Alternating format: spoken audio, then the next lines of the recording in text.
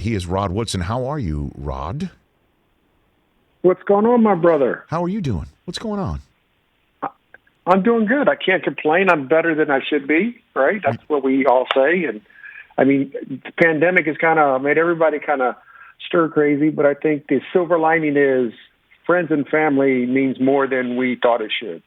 I love that, Rod. That is a good point. That is an absolutely good point. And so, and you're a grandpa, right, Rod? You're grandpa, Rod, right?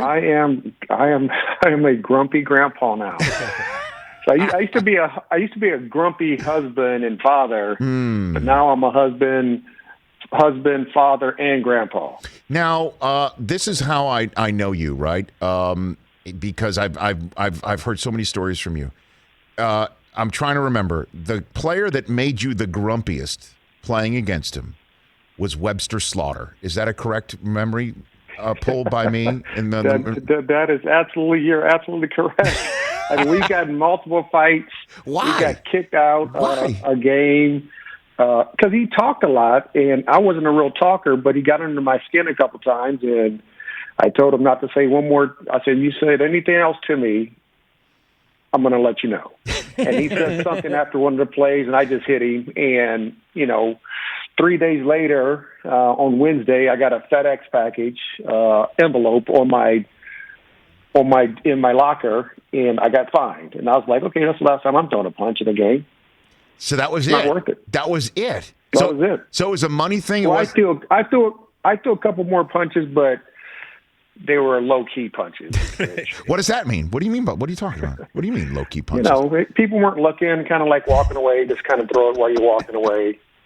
But I just love this. One big movement. See, now I wasn't even planning on bringing this up with you, but since you mentioned you were grumpy, and so I just remember you told that story to us once, and we thought like Webster Slaughter. Was that a division rivalry thing too? Also, could it have been? I think so because when I first got to Pittsburgh, it was a Central, right? So the old AFC Central, and the Steelers weren't the best team in the Central. So I mean, Cleveland was good, Cincinnati was good, the Steelers were down, the Houston Oilers were a pretty good football team, and we were a young, up-and-coming team, and that was the last 5 years under Chuck Noll. And he would get under my skin on those games that we had to play twice a year.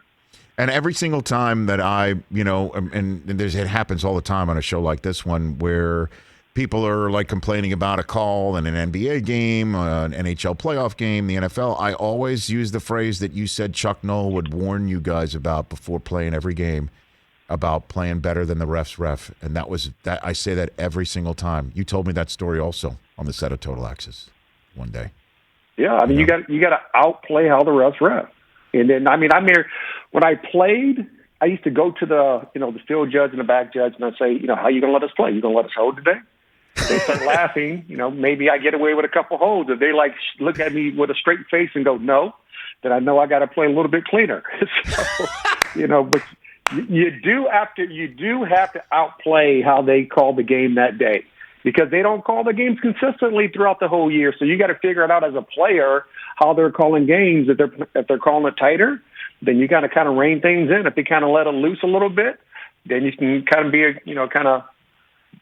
go after it and do some of those penalties. Hopefully you don't get those flags thrown on you. Hey, you watched all the way to the end. Thanks for that. Watch more right here.